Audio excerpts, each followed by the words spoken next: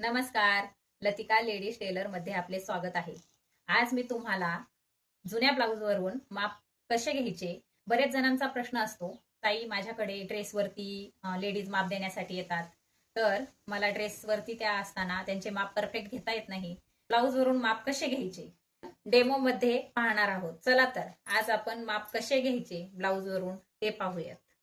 हे बघा, ही असते ब्लाऊजची उंची. ब्लाऊजची उंची कशी मोजायची, तर शोल्डरची जी शिलाई असते तिथपासून गळ्याच्या लेंथने खालची साईड स्ट्रेट पकडून ताणून माप घ्यायचे. हे पहा, हे माप आले आहे 13.5. 13.5 ही या ब्लाऊजची परफेक्ट उंची आहे. दुसरं माप, हातीचं माप आपण कसं मोजणार आहोत ब्लाऊजवरून. ब्लाऊजची एकदम फिनिशिंग मध्ये घडी घाला. ब्लाऊजच्या काखेतून इकडच्या काखेपर्यंत किती माप भरत आहे ते पाहिल्यानंतर इथे येते 17. त्याचे गुणिले 2 होईल. 17 दुने 34. 2 का घ्यायचे, तर आपला हा फ्रंटचा भाग आहे आणि हा आहे बॅकचा. आपल्याला छातीचे माप जर आपण फ्रंट प्रमाणे घेतले तर आपल्याला बॅकला पण कापड लागणार आहे. बॅकचं आणि फ्रंटचं मिळून 17 आणि 17, 17 दुने 34.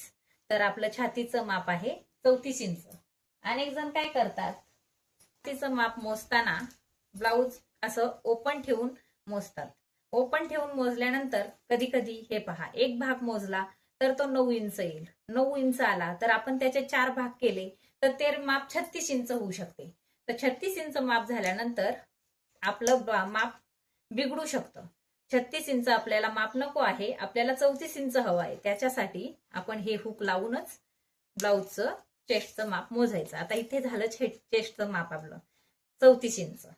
आता बाहीचं पहा, शोल्डरच्या मध्यावरून शोल्डरची शिलाई जिथे आहे हे पहा, इथे त्या शिलाईपासनं तर बाहीची जेवढी लेंथ आहे तेवढं, तर हे किती येत आहे 4.5 इंच. तर हेच माप जर आपण कुठेही पकडून शोल्डरच्या सेंटरला न पकडता इकडे पकडलं पुढच्या भागावर, तर पुढे आपण खोलगट भागाची आकार दिलेला असतो, तिथून आपण जर बाहीचं माप मोजायला गेलो तर 4 इंच येते. अशा वेळेस काय होईल, आपलं बाहीची लांबी कमी होऊन जाईल. तर बाहीचं माप तसं न घेता शोल्डरच्या मध्यावरून माप घेणे, जसं की मी आता तुम्हाला दाखवलं आहे. हे झालं आपलं बाहीचं माप. नंतर आपलं दंडघेर. तर दंडघेर कसा मोजायचा, जिथं आपली ब्लाऊजची फिटिंगची शिलाई येते तिथपासून तर इकडे ताणून माप घ्यायचे. ताणून माप घेतल्यानंतर हे आलंय आहे आपलं 6.5 इंच. 6.5 इंच, पण 6.5 हा अर्धा भाग मोजला आहे आपण, आपल्याला याच्या डबल करायचे आहे. तर मग आपला दंडघेर किती येईल 13 इंच. ब्लाऊज साठी आवश्यक अजून माप कोणतं आहे, तर कमरघेर. तर हे कमरघेरचं माप कसं घ्यायचं आपण, तर हे पहा, ही जी पट्टी आहे ही आय पट्टी आहे. ही आय पट्टी आपण सोडून द्यायची आहे. ही आपण याच्यामध्ये मापामध्ये घ्यायची नाही. आपण ही सोडून देऊन आणि पूर्ण कमरेचा घेर ब्लाऊजचा आपल्याला मोजायचा आहे. तर इथं किती येतंय आपलं ताणून, आपलं 30.50 येतंय.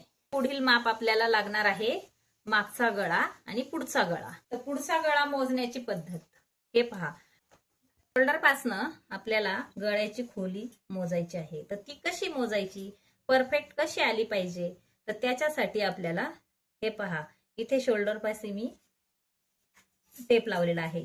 तिथून आपल्याला ब्लाऊज व्यवस्थित हे करून आणि आपल्या गळ्याची जेवढी खोली आहे तिथपर्यंत आपल्याला आडवी पट्टी लावायची आहे. तर आडवी पट्टी लावल्यानंतर हा पुढचा गळा हे पहा, हा येतो हे 6 इंच पुढचा गळा. आपण डायरेक्ट असा मोजला 6.5 इंच येतो आहे. तर तो कदाचित मोठा होऊ शकतो, पण जर आपण अशा पद्धतीने टेप लावून आणि आडवी पट्टी लावून जर माप मोजले तर तो गळा कधीही मोठा होत नाही. आणि पहिली गोष्ट, आपण ज्या वेळेस ब्लाऊजची कटिंग करतो त्यावेळेस आपण पुढचा गळा थोडा छोटा ठेवला तरीही ज्या वेळेस ब्लाऊज फिटिंगच्या वेळेस आपण फिनिशिंग करतो तेव्हा आपण कट करू शकतो. पण जर मोठा झाला तर आपण छोटा नाही करू शकत. मागच्या गळ्याचं माप मोजणार आहोत आपण. आधी उंचीच्या लेव्हलने टेप लावून ठेवायचा. कापड व्यवस्थित ताणले गेलेले पाहिजे. त्यानुसार आपली गळ्याची खोली येईल. त्याला आपण आडवी पट्टी लावली तर मध्यावरती इथे जी येते तर हे येते 10.5. मग आपला मागचा गळा किती आहे? 10.5. तर असा जर एखाद्याला मोजता नाही आला तर आपण काय करावे? ह्या गळ्याची पद्धत मोजण्याची अचूक तर ही आहे, पण जर नाही समजले तर दुसरा पर्याय आणि सोपा मार्ग काय आहे? ब्लाऊजची उंची मोजायची. तर ब्लाऊजची उंची आहे 13.5 इंच. त्यानंतर आपण ही पाठ किती रुंद आहे, पाठीचं जी ही पट्टी आहे ही किती रुंद आहे ते बघायची. तर ती आपली भरते आहे 3 इंच. आता 3 इंच आहे तर 3 इंचामधून जर 13.5 इंच आपण मायनस केलं तर आपले किती उरत आहे? 10.5 इंच. तर मग आपल्या गळ्याचं माप किती आहे? 10.5 इंच. तुम्ही असं मोजा किंवा पाठीचा भाग मोजून मग मोजा.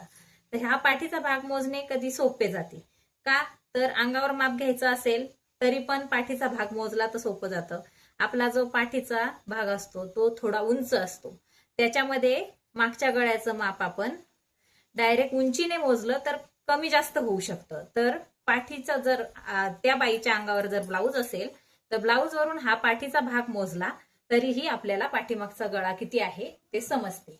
आहेत आज आपण ब्लाऊज वरून, जुन्या ब्लाऊज वरून माप कसे घ्यायचे आणि परफेक्ट कसे घ्यायचे.